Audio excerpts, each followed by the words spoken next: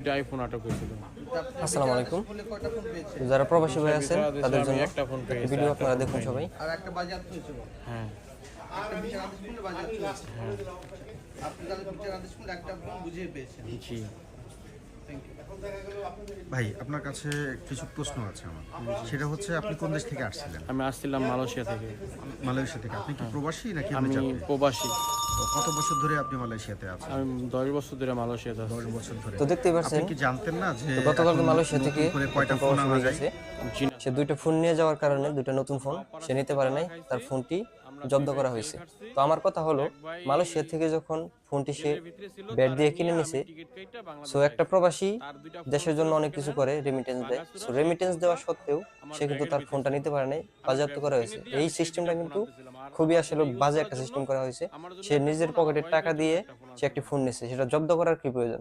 সেটা আপনি কত টাকা ব্যাট আসে, আপনি ব্যাটটা কেটে ফোনটা দিয়ে দিতেন, কিন্তু তার ফোনটা না দিয়ে জব্দ করা হয়েছে। তো যারা প্রবাসী আছেন তারা এখন থেকে শুরু করুন, দেশের রেমিটেন্স একদম বন্ধ করে দেন।